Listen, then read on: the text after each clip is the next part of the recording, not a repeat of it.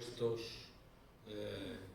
y en declaraciones fiscales que siempre suponen un acto administrativo complejo y sobre todo con la voracidad recaudatoria de la agencia tributaria. Sagrario, por favor.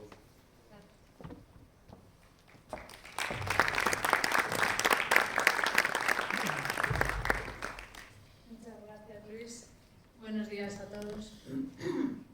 Como decía Luis, yo voy a hablar de un par de cosas, de la parte de la asesoría fiscal que desarrollamos como economistas, y también quería dar una pequeña pincelada sobre el código deontológico tan importante en un colegio profesional.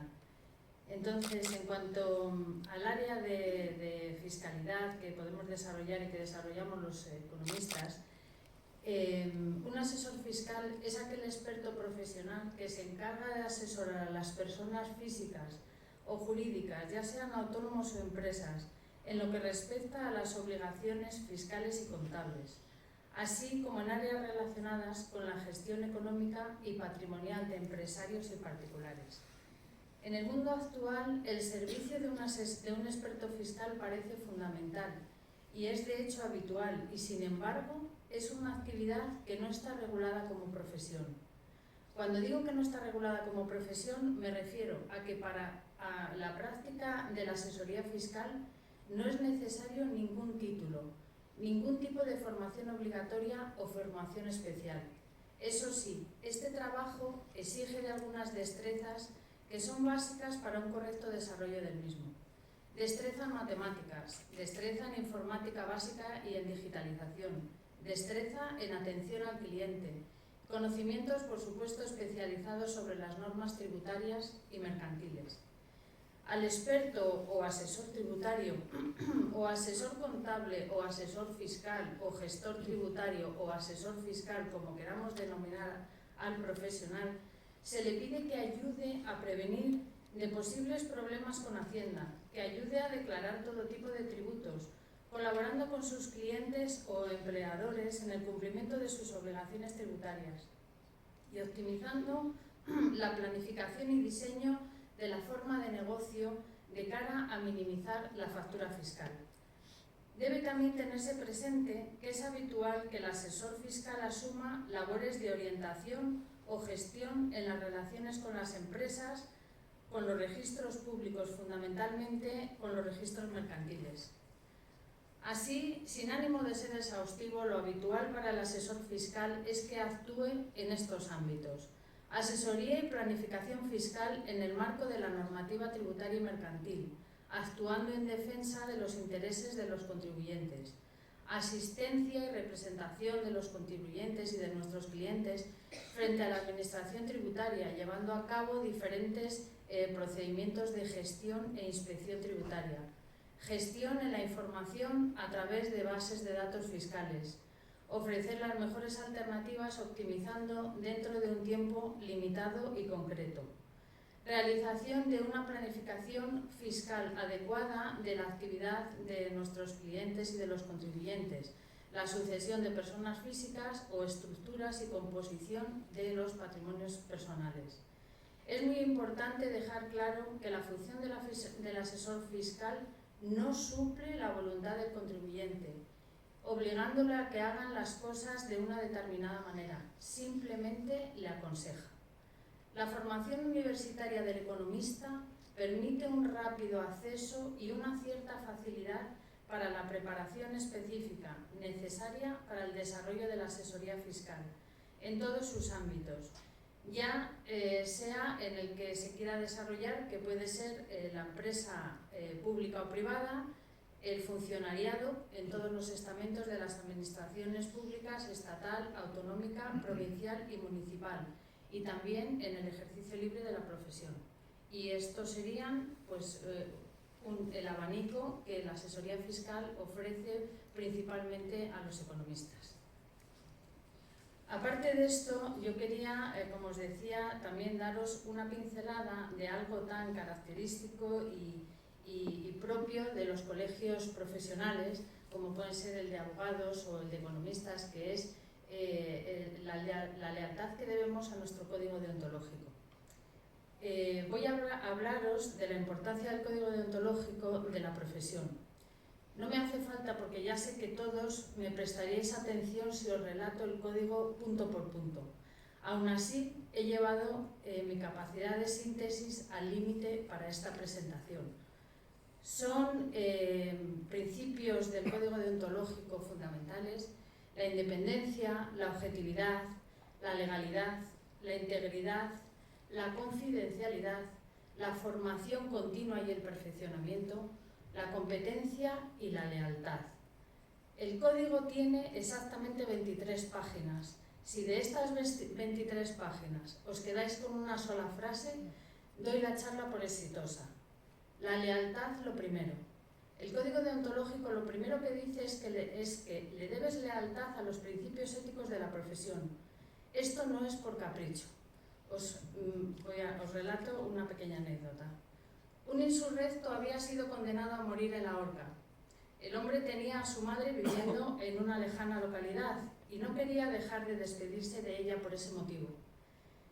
Hizo al rey la petición de que le permitiera partir unos días para visitar a su madre.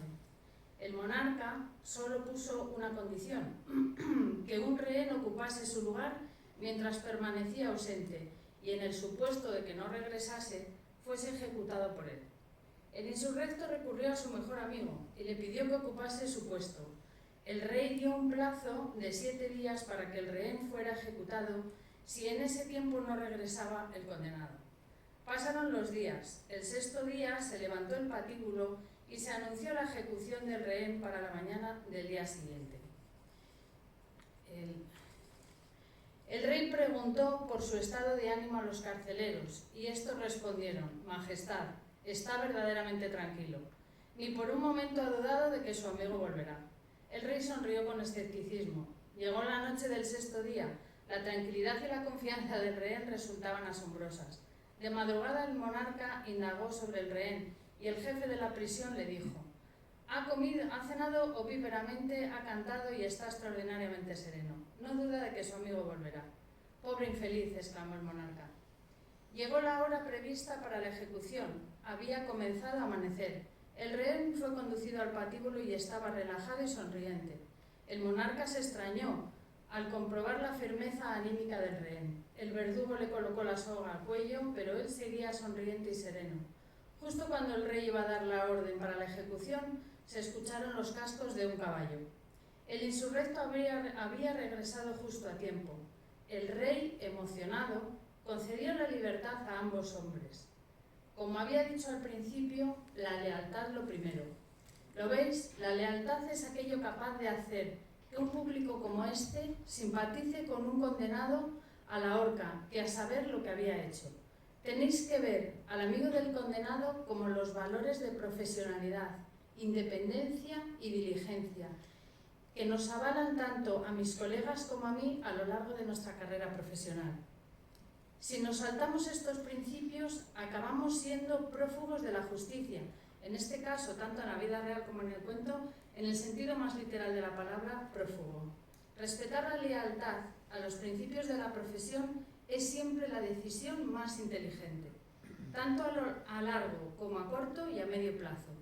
Una persona leal solo tiene amigos y rivales, nunca tiene enemigos.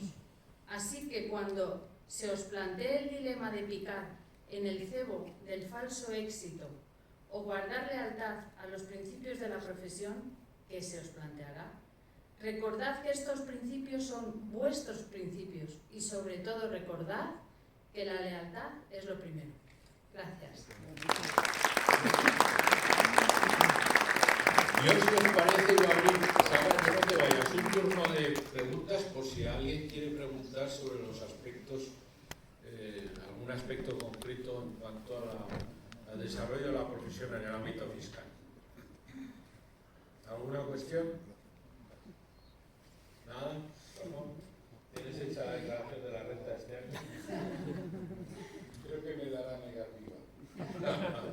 Bueno, pues pasamos al siguiente área, que es el área de auditoría. Gracias. Que va a desarrollar José Francisco Santos, y además es el tesorero de nuestra sección del colegio.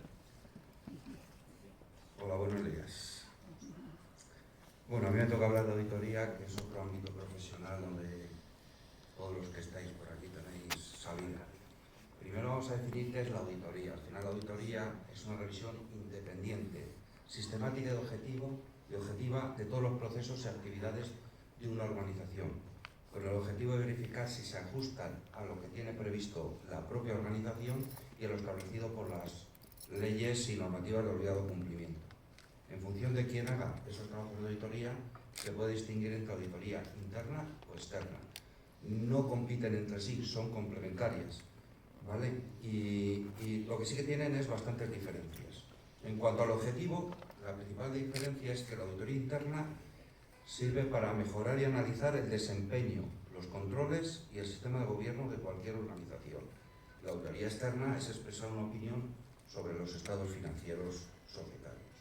En cuanto al alcance, la auditoría interna abarca toda la sociedad: gobierno, riesgos, transacciones, gestión, procedimientos, mientras que la auditoría externa únicamente son los informes financieros.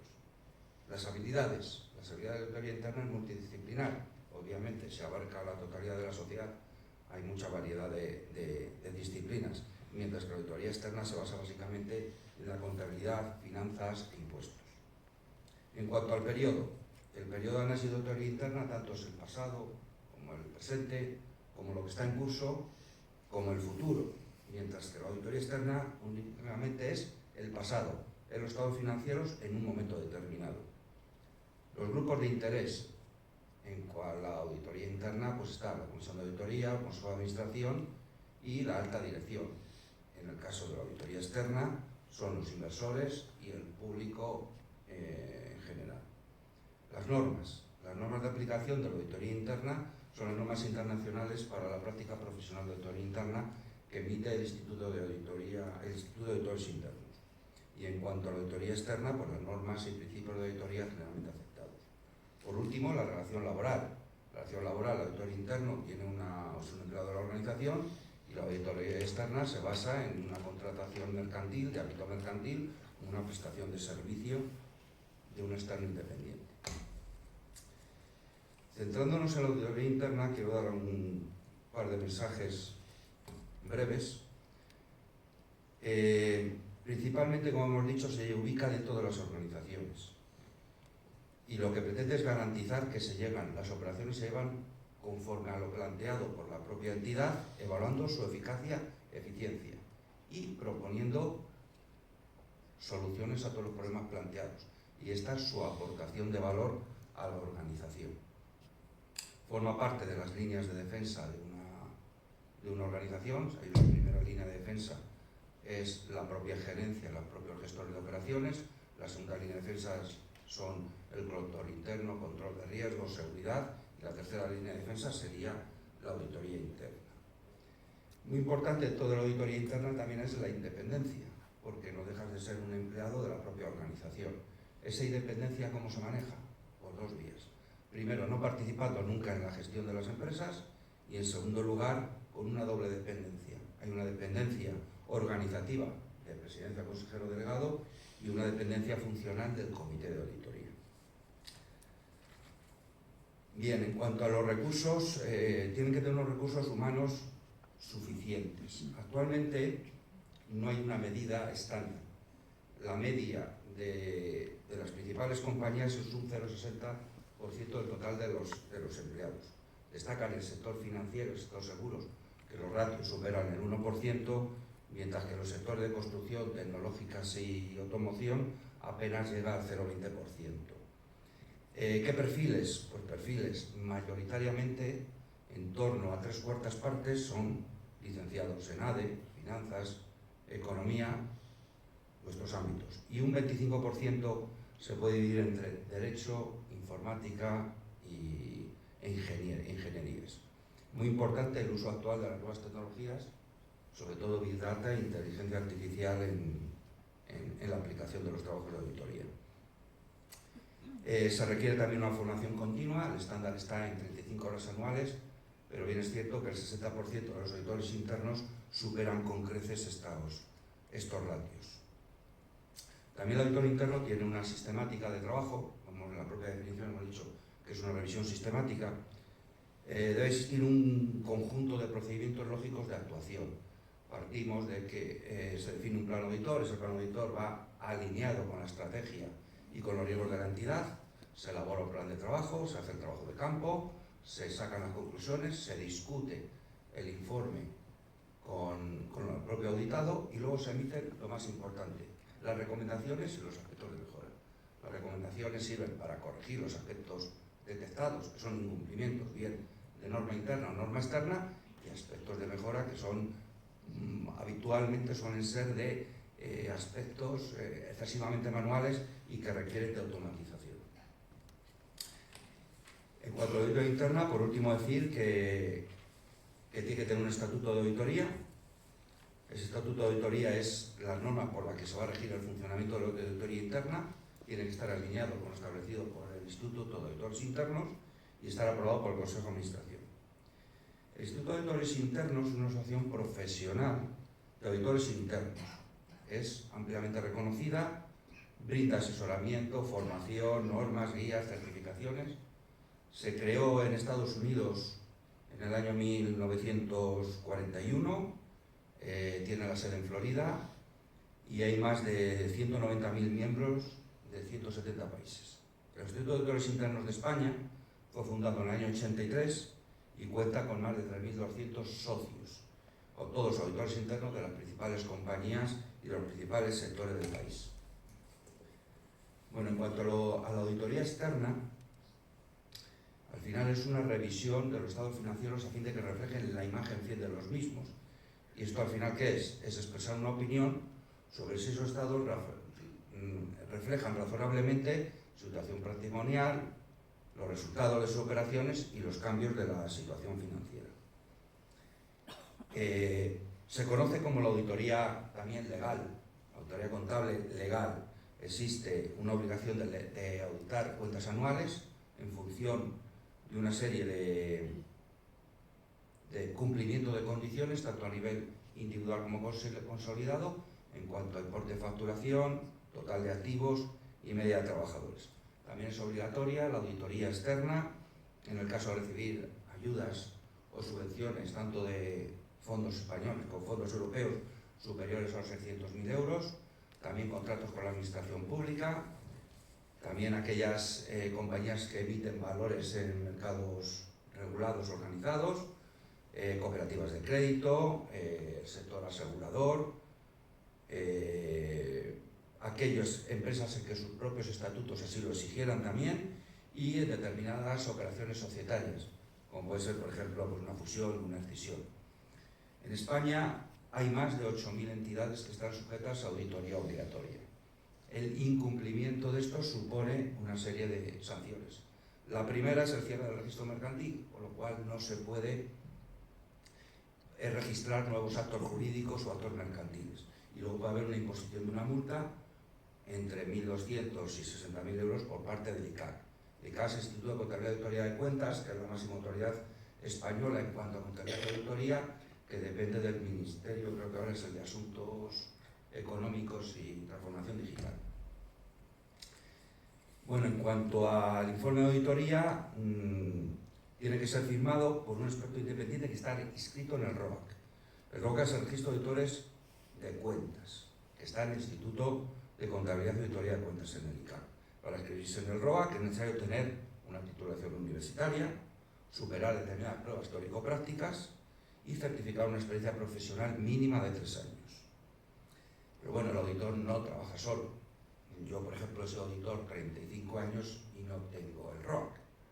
Tienen sus equipos de profesionales cualificados que realizan el trabajo de campo y así lo establece la ley de auditoría de cuentas. En España hay más de 20.000 auditores y 1.300 firmas de auditoría inscritos en el ROAC. Si bien ejercientes activos sobre el 20% de los auditores y sin embargo el 90% de dichas firmas. Genera un empleo total de más de 30.000 personas. Y para que veáis la magnitud, Se emiten al año más de 62.000 informes de auditoría para la seguridad de inversores de miles de empresas, su buen gobierno corporativo y la protección de los derechos de los accionistas. Muchas gracias, José. Esto, no sé si hay preguntas en el auditorio, pero el profesor Tabones, que está pensando cambiar su orientación profesional hacia el mundo de la auditoría, creo que sí que tiene una pregunta para ti. No tengo ninguna intención, y menos a estos años. Cambiaré por otras cosas, pero no por razones de vocación o similar, por decisión. No, yo lo que le preguntaría al ponente es sencillamente si las auditorías convencen a la gente. Si se puede decir que una firma auditora tiene siempre esa lealtad a la verdad, que va a ser condenado a la horca y defiende su lealtad hasta el final. Si una auditoría puede ser pagada más o menos en función de si se aceptan algunas observaciones del cliente. Y por ejemplo, ¿para qué sirven las auditorías, en el caso de una Bankia con opiniones tan diversas desde los puntos de vista diferentes? Uno es absolutamente inocente y el otro, el mismo, es absolutamente culpable según distintas opiniones que son auditorías también. Entonces, la auditoría de infarto que se decía, que vamos a hacer una auditoría de infarto, me amenazaban antes de hacer la auditoría. Bueno, ¿Cómo está el mundo en ese caso? es cierto que en los últimos años, desde la crisis ya financiera de 2008, a partir de ahí, pues ya tantas irregularidades contables, tantos fraudes, a partir de ahí surgió toda la nueva normativa. Toda la nueva normativa modificaron la ley de auditoría de cuentas, salió la ley social de capital, se emitieron muchísimas normas por parte de Banco España, de CNMV, todas ellas encaminadas a asegurar de alguna manera la actividad de la auditoría. Incluso creo que se modificó y se ha considerado este ámbito dentro del Código Penal. Bueno, vamos a ver. Desde fuera se puede percibir lo que has comentado, que puede haber una cierta connivencia entre cliente y auditor. Desde dentro no lo percibimos así. Desde dentro, por ejemplo, en la auditoría interna somos totalmente, yo soy auditor interno, o lo era. Entonces, somos totalmente independientes y tenemos una lucha permanente dentro de la organización, porque yo procedo de la banca, más concretamente Caja Segovia, Bankia, Caixa, y nosotros dentro de la organización estamos mal vistos porque para ellos es un centro de coste de alguien que les pone... Son los asuntos internos de la policía. Exactamente. Y además somos los ojos y los oídos para el supervisor, en este caso para el Banco Central Europeo. Sin embargo, estamos pagados por la propia organización. Entonces, internamente somos dependientes. Totalmente independientes. Totalmente independientes. Somos un banco dentro del banco. Funcionamos con la absoluta independencia, acceso 100% a todo, y en mi experiencia jamás nos han dirigido hacia una opinión distinta de la que pensábamos. ¿Vale? Y en cuanto a la auditoría externa, pues hombre, hay unos procedimientos y unas normas de contratación. Hoy día ya no se contrata un auditor a una sola empresa, hay un concurso donde varias empresas ofrecen sus servicios con un determinado coste, con lo cual ya eliminamos de alguna manera, ya es decir, oye, te voy a pagar más por hacerme la auditoría a cambio de que tu opinión sea más liviana, digámoslo así, ¿no? Ya es seria, hay una serie de mecanismos. Uno es la contratación, otro es la propia supervisión del ICAC. El ICAC hace revisiones continuas tanto a nivel técnico como a nivel de cumplimiento de todas las normas de auditoría a las firmas de auditoría, con bastantes multas que ahí están cuando han detectado algo. En el caso de banca que tú has comentado, pues el socio de auditoría que firmó y la propia firma pues han tenido bastantes dificultades. Y luego también rinden cuentas, en el caso que estamos hablando de la banca, pues hablamos de Palo Europeo. Gracias. Tenemos una pregunta allá arriba para ti, José. Sí, bueno, relacionado justamente con el tema de auditoría externa. Yo estuve trabajando algunos años en unas compañías multinacionales y recuerdo que en las auditorías externas había una práctica un tanto discutible, no sé si actualmente sigue ocurriendo, en que el auditor externo, bueno, cambiaba la empresa de auditoría, como bien decías previamente, cada un número de años determinado, pero a veces había una especie de práctica, yo diría, un poco enviciada, y era que el auditor principal cambiaba de empresa a la vez que se cambiaba de empresa auditora. Es decir, no estoy presuponiendo nada, pero me gustaría saber si ese tipo de prácticas ya no ocurre o si hay algún tipo de manera de controlar que ese auditor externo, que viene a través de cualquiera de las grandes, de las Big Five de auditoría, cuando cambian de una empresa a otra, o cuando se cambia de empresa de auditoría a través de un concurso, no cambia también el auditor y se va a la nueva empresa para seguir manteniendo esa relación contractual con la empresa. O sea, hablamos de cambios de auditores de una firma a otra, que auditan al mismo cliente. Sí. Sí que existe. Seguro que esto lo conoces, que ha ocurrido al menos en el pasado y era un tanto discutible, porque claro, lo que se pretende al cambiar de empresa auditora creo que queda más o menos claro para la intención. Vale, los cambios sí que se producen, pero no se producen en lo que son lo que es, por ejemplo, el socio de auditoría, el gerente de auditoría, se producen los equipos de auditoría. Hay equipos de auditoría, conozco una recientemente, por ejemplo, está auditando KPMG a BBVA. Y ahora el nuevo auditor de BBVA a partir de este año es EY. Pues sí que hay equipos, parte del equipo de auditoría, que EY los ficha. No quiere decir que el auditor se cambie. Una empresa tan grande necesita determinados perfiles de auditores que a lo mejor la nueva empresa auditora no los tiene y no conoce tanto al cliente como el que ya está. Pero estamos hablando de los equipos de auditoría. Yo no conozco en el ámbito de socio de auditoría, gerente, los principales ejecutivos o directores del trabajo. Sí, los del equipo. Sí es comprensible desde el punto de vista del conocimiento de la empresa o de que la nueva empresa, aunque empresas de... El auditor, sí. En empresas como KPMG o algunas otras muy conocidas, hombre, parece lógico que sí que los equipos de auditoría los puedan tener. Lo que pasa es que evitar la suspicacia de que sea el auditor principal o sea incluso el socio, No, eso no. Esos informes de auditoría finales que pueda haber, no exista ninguna posibilidad de que se pueda hacer una interpretación tanto. Yo esos casos no los conozco, o sea, casos del socio principal, como tú llamas, o sea, el auditor principal, que es el socio de auditoría, o el director de la firma de auditoría, o los gerentes, no los conozco. Es el que firma el informe al final. El que firma el informe es el socio, hay varios socios, porque hay el socio que firma el informe, el socio revisor, o sea, tienen su propio procedimiento también de control de calidad y de cumplimiento de normas, ¿no?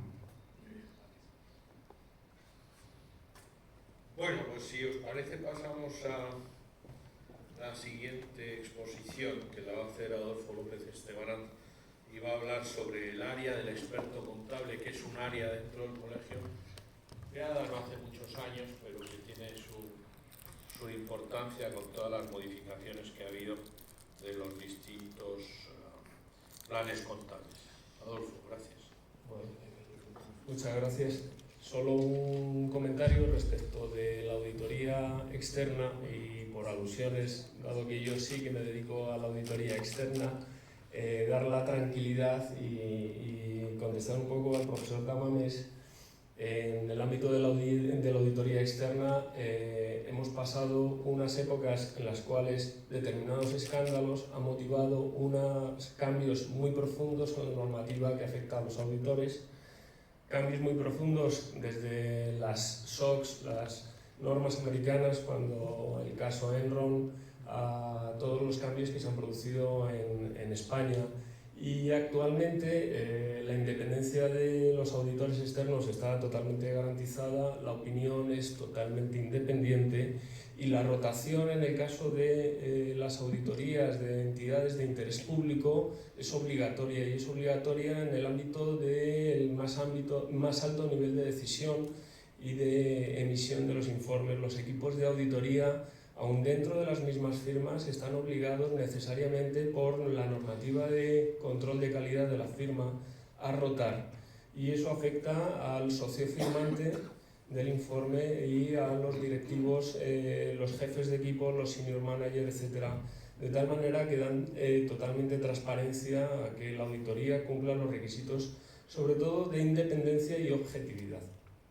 Dicho esto, y habiendo escuchado primero a Sagrario, luego a mi compañero José, yo lo que quiero es ahora hablar de una figura nueva dentro del Colegio de Economistas y siempre dentro de la figura del economista, ¿no? Estamos hablando de posibles salidas y utilidades, salidas profesionales que el Colegio de Economistas ofrece a los egresados en ADE, a los licenciados en Ciencias Económicas y Empresariales.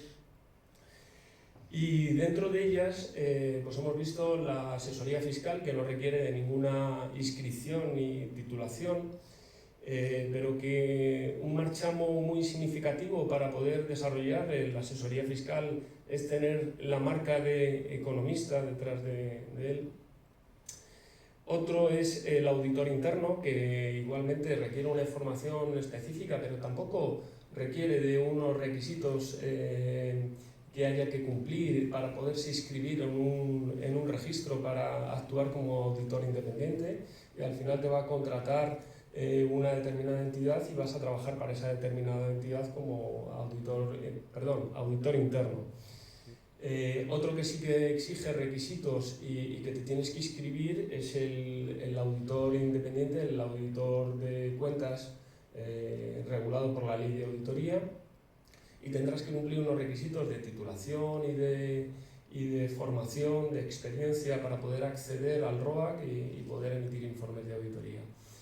Y una nueva figura que en España es muy reciente y ha nacido en el año 2015, pero que en el mundo anglosajón lleva muchísimos años funcionando y que tiene un valor para todo el ecosistema de la economía, tiene un valor fundamental.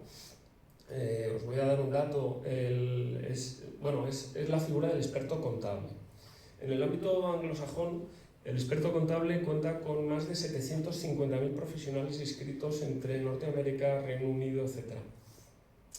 En Europa es una figura que está arraigada también. En Alemania hay 95.000 registrados, en Francia 20.000 y en Italia 112.000.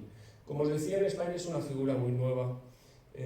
Ha salido la figura del experto contable y se ha constituido el registro de expertos contables en el año 2015, y en el año 2017 ya somos 3.500 expertos contables. Pero os voy a contar qué qué aporta, qué hace y quién puede ser un experto contable, ¿no? El experto contable es un profesional acreditado con una alta cualificación, que está sometido a una normativa interna propia, con amplios conocimientos y experiencia en contabilidad y finanzas, que colabora con las organizaciones públicas y privadas, empresas, en todas sus fases de su vida profesional, en el nacimiento, en su madurez, en sus situaciones de crisis y en su extinción, y que puede desarrollar su actividad tanto por cuenta propia, como un profesional independiente, como por cuenta ajena, trabajando para una empresa. ¿Qué aporta? Contribuye a fortalecer el ecosistema de la información financiera y a garantizar la transparencia y el rigor de la misma a lo largo de todo el ciclo de la vida de las empresas, ¿vale? Por tanto, tiene un interés público como garante de todo ese ecosistema financiero donde fluye tanta información financiera y que es tan relevante en todos los ámbitos de la vida empresarial y de la vida cotidiana de cualquiera. Luego tiene como principio básico la excelencia y el rigor profesional con una alta capacitación en materias contables y financieras. Y parte de la base de la integridad, la lealtad que ha dicho Sagrario, la integridad y la garantía de transparencia. Actúan con independencia y objetividad por cumplimiento del código de ética y normas técnicas reconocidas a nivel internacional. ¿Qué hace? ¿Qué hace un experto contable? Pues los servicios, tiene servicios profesionales y servicios más novedosos.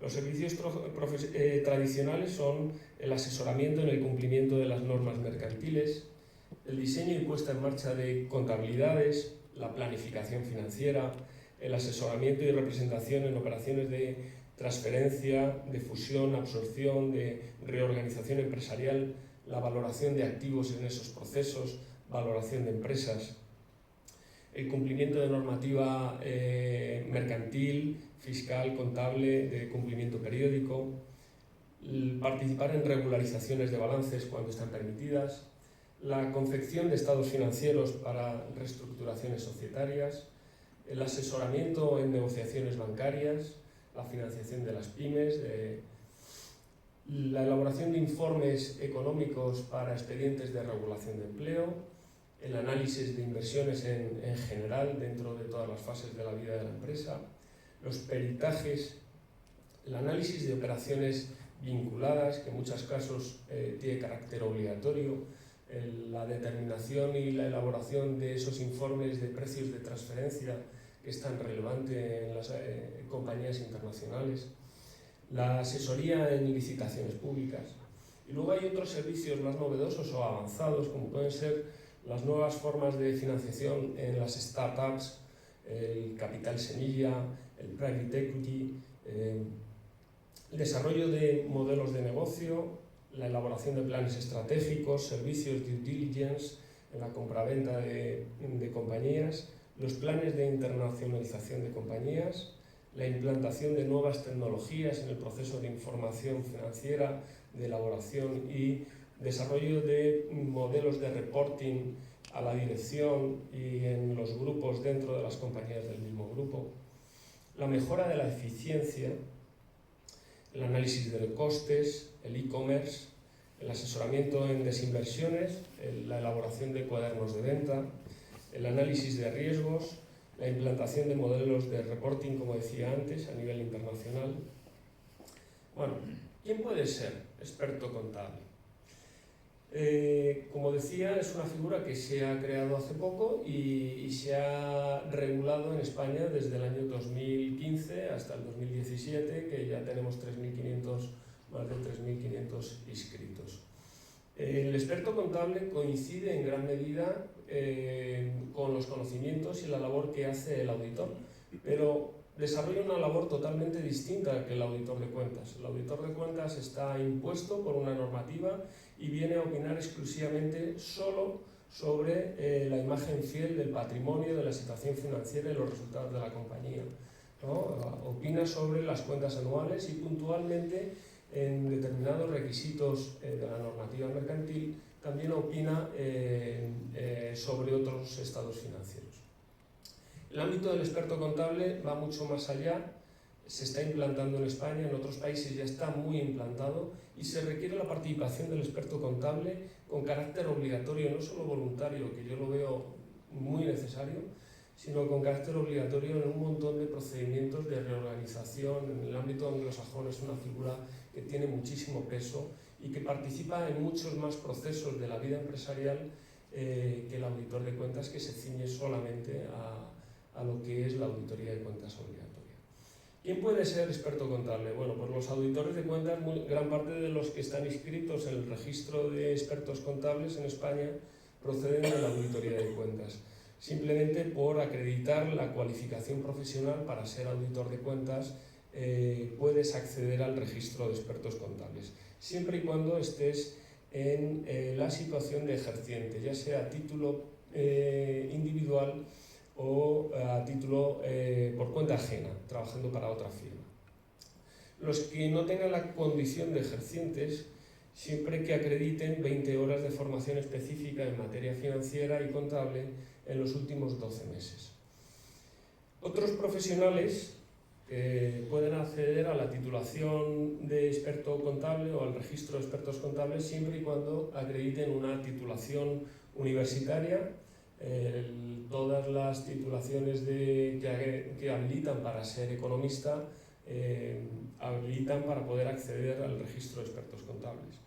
Aquí pueden acceder otros profesionales a través de méritos profesionales, ¿no? Méritos profesionales, académicos y publicaciones. Se precisa un número mínimo de puntos, 50 puntos, de los que la experiencia profesional, dependiendo de en qué ámbitos haya sido ejercida, suma 40 puntos, la experiencia docente 20 puntos, las publicaciones 30 y otros méritos 20. Todo ello siempre relacionado en el ámbito contable y financiero. Y luego, a través de un examen, cualquier recién licenciado en ADE o con grado en ADE puede tener acceso al registro de expertos contables, siempre con una titulación universitaria que lo habilite, demostrar una formación práctica mínima de 3 años en el ámbito contable y formación práctica en el ámbito contable y financiera, ¿no? Y luego haber superado un examen. Ese examen no es baladí, la verdad es que es muy completo y abarca las siguientes materias: la contabilidad avanzada, los costes, presupuestos y aplicaciones, las combinaciones de negocios y la consolidación de estados financieros, el análisis de estados financieros, las finanzas, otras materias económicas, inglés, materias jurídicas y entorno profesional. Es decir, a la vista de lo que exige el examen nos podemos hacer una idea de lo que nos va a habilitar la figura del experto contable luego en el desarrollo profesional, ¿no? Y en el día a día. Esta es una salida más profesional que tenemos los economistas y que a través del colegio podemos acceder al registro de expertos contables, cuya proyección profesional yo creo que en el futuro se va a implantar fuertemente en este país. Y haciendo alusión a la cita que hizo el profesor Tamames de Ortega y Gasset, y en este ámbito con un tono un poco más jocoso, decía Groucho Marx que lo importante es saber qué es lo importante. Y en el ámbito financiero, la figura del experto contable está para saber qué es lo importante. Muchas gracias.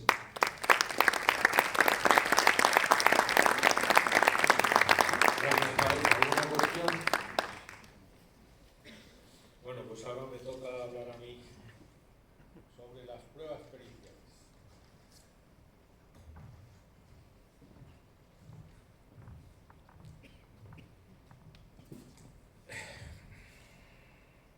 De todo lo que han dicho mis colegas anteriores y el que dirá después Paco, que va a hablar de la administración concursal, es importante tener en cuenta que el colegio lo que ofrece son los registros y listados de profesionales a disposición de posibles clientes o de designaciones judiciales.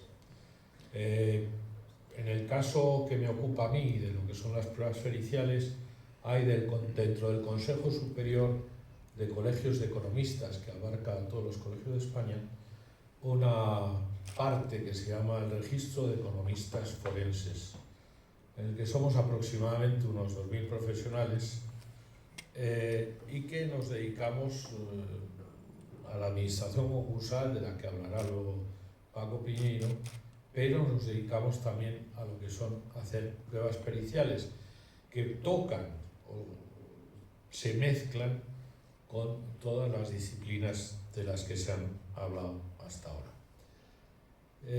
Aquí tenemos que hacer una simbiosis o adentrarnos dentro de aspectos legales, dentro del derecho adjetivo y por lo tanto la ley de enjuiciamiento civil, en la que se establece en su artículo 355 y siguientes cuándo procede el hecho de que haya un experto o un perito que aporte un dictamen para aclarar lo que se dirime en la controversia.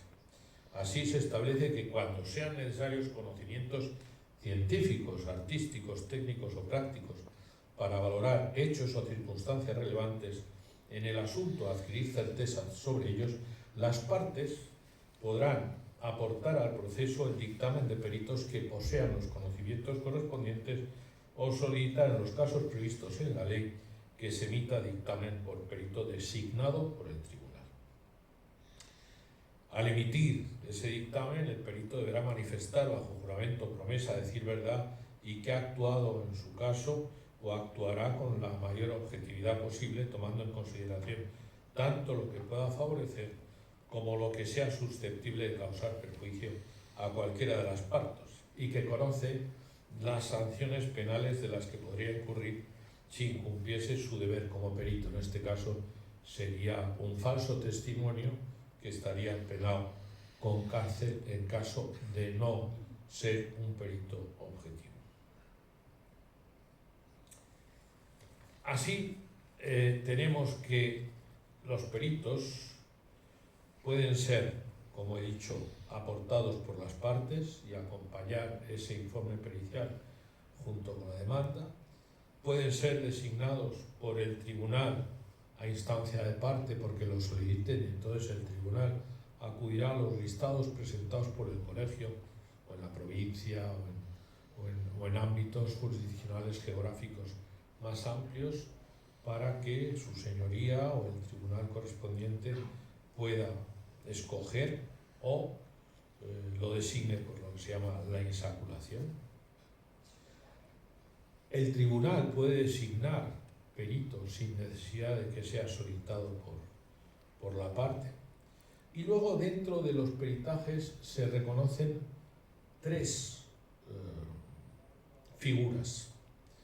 El primero es el del testigo perito, que es un testigo perito con conocimiento que no tiene por qué emitir informe y que puede declarar como testigo perito por haber hecho trabajos o tener conocimiento de la cuestión que se dirime sin necesidad, como digo, de haber emitido dicho informe. Todo lo contrario es efectivamente hacer el informe y luego ratificarse en la vista sobre algo que ya se ha presentado previamente en el tribunal, como digo, acompañando a la demanda o a la contestación de la demanda. Asimismo, existe la figura del perito tasador para bienes inmanglables y peritos necesarios para el avalúo de los casos de herencia. La designación de oficio, como digo, y la designación por solicitud de las partes. Los peritos deben de tener título oficial que corresponda a la materia objeto del dictamen y a la naturaleza de este. Y si se tratara de materias que no estuviesen comprendidas en títulos profesionales oficiales, habrán de ser nombrados entre personas entendidas en aquellas materias. En este sentido, por eso decía que interviene en lo ya hablado, cuando Sagrario tiene que ir a hacer un contencioso por motivos de aspectos fiscales, pues es muy posible que en el procedimiento administrativo que está establecido en la Ley General Tributaria pueda acompañar una prueba pericial que sea necesario para demostrar al tribunal correspondiente o al TEAR que no se dan las circunstancias que pretenden los inspectores de Hacienda. Cuando Adolfo o José pretendiesen hacer una prueba respecto a una contabilidad, pues también se pueden apoyar en una pericial de tercero que avale o determine.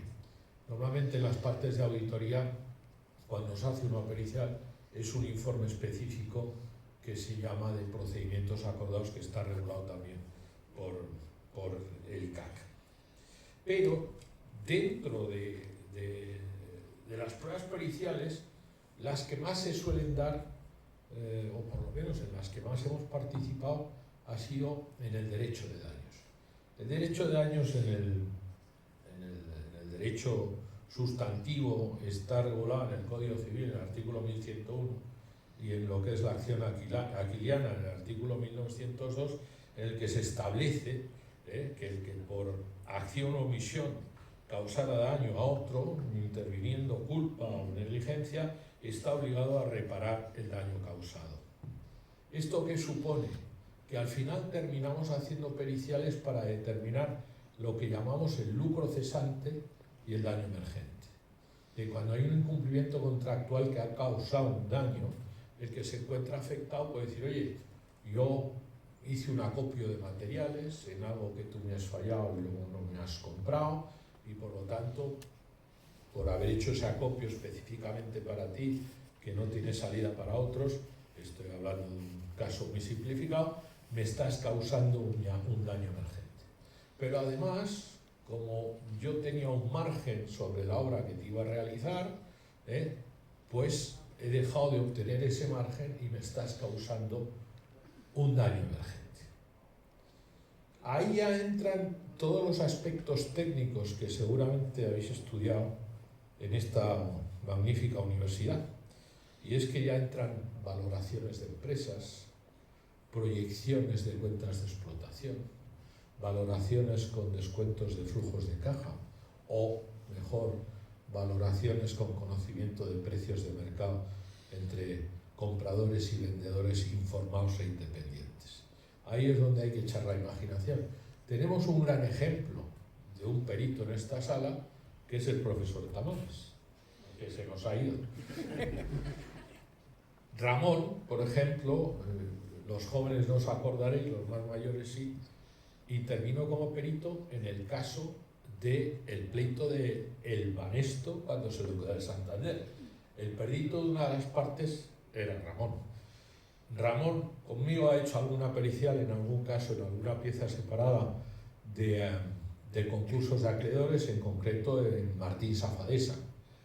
Es un trabajo en el que lógicamente necesitas equipo, sobre todo si son pruebas periciales grandes, pero que es muy imaginativo y muy independiente. Yo el último que he hecho ha sido muy interesante porque fue encargado precisamente por la adquisición del Santander por parte del Popular por parte del Santander para presentarlo ante la autoridad europea, la JUR, que fue la que decidió en última instancia la adjudicación del Popular al Santander, y que hay un pleito tremendo porque los fondos que eran acreedores del Santander se quedaron a cero, Anchorage y no me acuerdo cuál es, Pinco, que tenían deuda por valor de unos 3.500 millones de euros. Y eso sigue ahí en su pelea.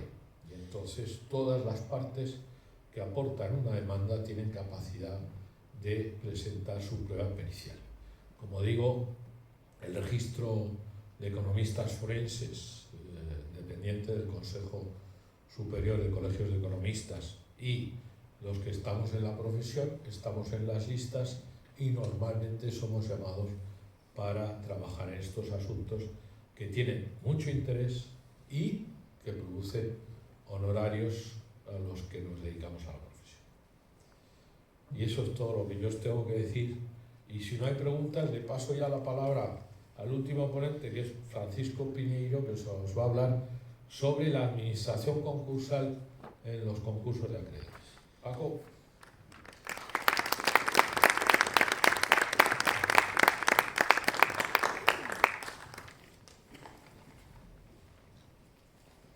Buenos días.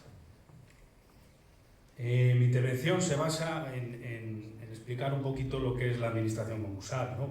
Se centra en una breve exposición de la profesión del economista como administrador concursal. No quiero aburriros con mucha normativa, que la podéis ver en internet y en cualquier sitio, es totalmente accesible, pero sí dar unas pinceladas sobre los requisitos para ejercer esta profesión. El texto refundido de la ley concursal establece que solo podrán ser nombrados administradores concursales las personas naturales o jurídicas que estén inscritas en el registro público concursal, al que podrán acceder quienes cumplan los requisitos que determinan reglariamente. A este respecto, cabe destacar que está pendiente de aprobación el desarrollo reglamentario de la administración concursal. Por lo tanto, mientras se aprueba el reglamento de la administración concursal, tenemos que remitirnos a la redacción anterior de la ley concursal anterior a 2014. En la que nos indica los requisitos que son ser economista, entre otros, ser economista, titulado mercantil o auditor de cuentas con 5 años de experiencia profesional, con especialización demostrable en el ámbito concursal. También podrá designarse a una persona jurídica en la que integre al menos un abogado en ejercicio y un economista, titulado mercantil o auditor de cuentas, y que garantice la debida independencia y dedicación en el desarrollo de las funciones de la administración concursal. Para contactar con estos profesionales, en los decanatos de los juzgados competentes existirá una lista integrada por los profesionales y las personas jurídicas con disponibilidad para el desempeño de tal función, su formación en materia concursal y, en todo caso, su compromiso de continuidad de la formación de esta materia. A tal efecto, el Registro Oficial de Auditores de Cuentas y los correspondientes registros profesionales presentarán en el mes de diciembre de cada año los respectivos listados de personas disponibles, incluidas las personas jurídicas. Por tanto, los requisitos exigidos por la normativa son 4. Ser economista, se acredita con el título universitario que sacaréis. Experiencia profesional de 5 años, se justifica con la colegiación en el colegio. Estar inscrito en una lista en el turno de actuación profesional en el Colegio de Economistas, que es importante adjuntar el currículum para que el juez pueda apreciar la experiencia profesional, y la especialización demostrable en el ámbito concursal. En este sentido, desde el Registro de Economistas Forenses y el Colegio General de Economistas, se ha interpretado que orientativamente supondría 30 horas de formación concursal iniciales y luego unas 20 horas anuales, más o menos. Cuando el nombramiento de administrador concursal recaiga sobre una persona jurídica, ésta, al aceptar el cargo, deberá comunicar la identidad de la persona natural que haya de representarla en el ejercicio de su cargo, y el resto es cumplir los requisitos que ya hemos comentado.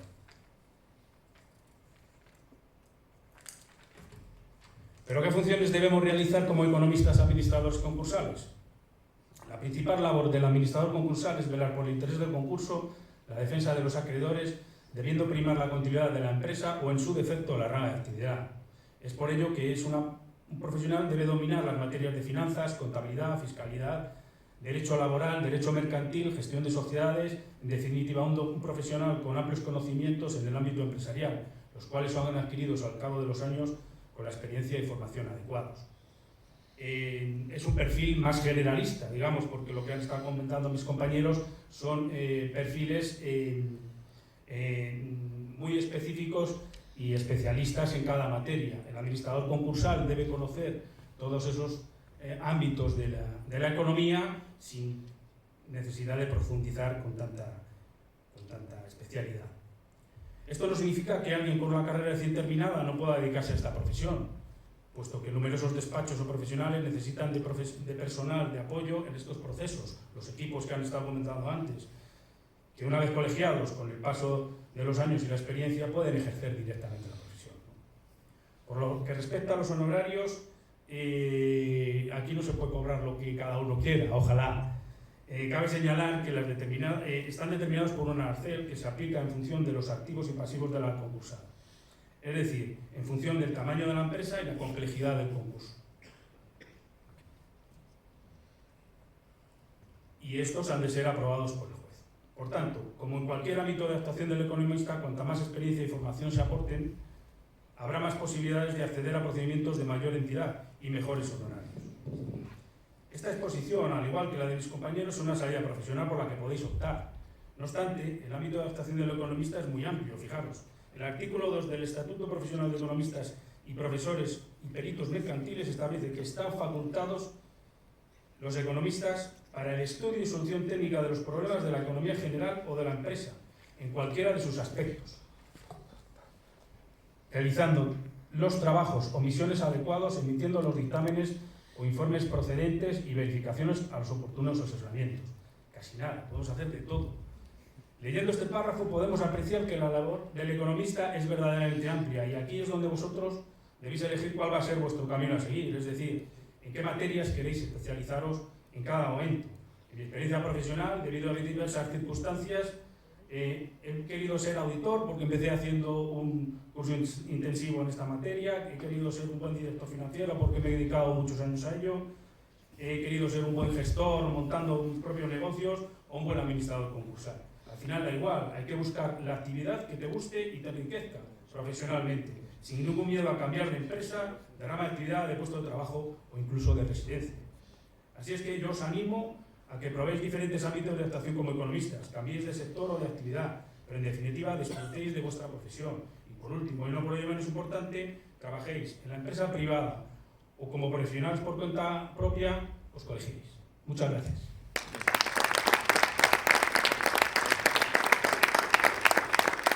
Le paso la palabra a nuestro señor secretario Felipe Arranz, que quiere hablar en nombre del Colegio de Economistas. Bien, muchas gracias. Reitero el agradecimiento a la universidad por su acogida en tan magnífico escenario y quería agradecer al profesor Tamame su magnífica conferencia y también señalar pues, mi felicitación a todos los promotores de la sección de Segovia, Colegio de Economistas de Madrid, que muchos de ellos están aquí. El proceso de constitución de una sección dentro del Colegio de Economistas de Madrid pues, surge de unos promotores que realizan esa petición, hacen una propuesta y presentan una organización. Todos esos trámites los han realizado brillantemente los promotores de la sección de Segovia, a los que quiero felicitar muy efusivamente.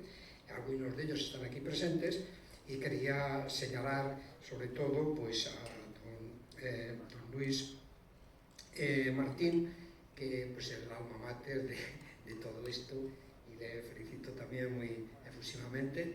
Y por mi parte nada más, muchas gracias por tan magnífico acto. Gracias, Felipe. Sí, por supuesto, Ramón. No, es que hay un tema que si no les informo brevemente y pensamos, me quedaría un poco, digamos, en la sensación de que faltaba alguna cuestión. El Colegio de Madrid, si no me engaño, en estos momentos son las secciones de Ávila, Segovia, Cuenca, Soria, Ciudad Real. Bueno, pues eso constituye una parte de la España vacía, según lo que dice Sergio del Molino en su libro de ese título, que mucha gente se olvida de que es una idea de una persona concreta, y luego transformado en la España vaciada.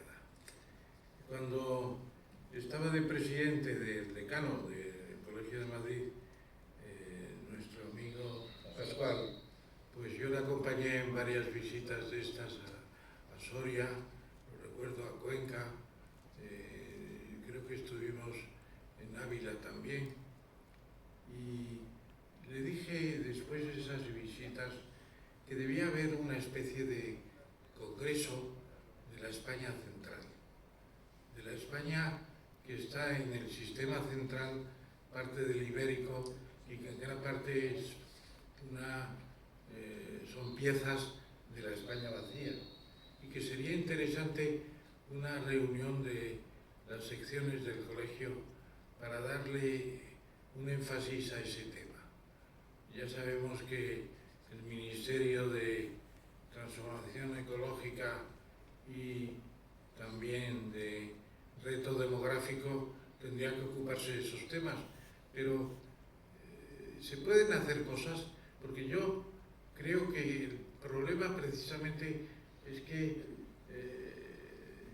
es difícil buscar soluciones. España siempre ha sido un país despoblado, siempre ha sido un país con muy poca población, concentrada en unos núcleos, pero el problema es que los núcleos de sostén de capitales de provincia, muchos de ellos están en peligro en estos momentos, están cayendo. Y yo creo que en este momento precisamente de teletrabajo, de digitalización, de inteligencia artificial, convendría que los colegios, mejor dicho, las secciones del colegio meditaran en una convención sobre qué pasa con la España vacía y qué podemos esperar si no se va a llenar, eso estamos seguros. Repoblar la España vacía es imposible, la gente no está en esa tendencia. Lo que pasa es que puede haber aprovechamientos muy interesantes en la España vacía, es lo que yo digo. Nada más, muchas gracias.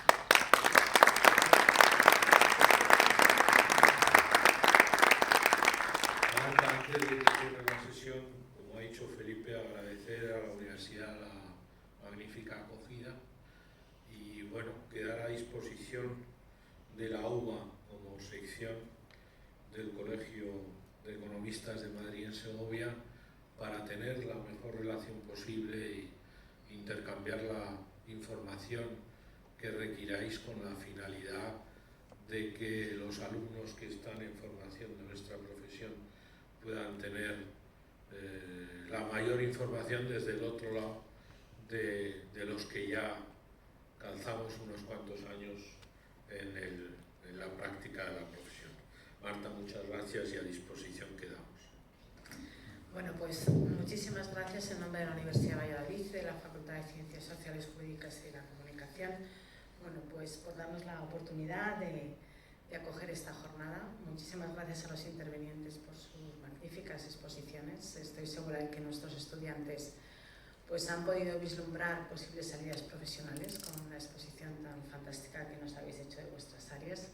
Muchísimas gracias, Luis, Felipe y por supuesto al profesor Ramón Tamames. Para nosotros ha sido un privilegio acogerlos y bueno, espero que esta sea el inicio de un montón de contactos y de una vinculación más estrecha que podemos hacer tanto desde el ámbito de la ciudad, la Delegación de Segovia y por supuesto el Colegio de Economistas de Madrid. Muchísimas gracias a todos por vuestra asistencia y bueno, queda clausurada estas jornadas. Muchas gracias.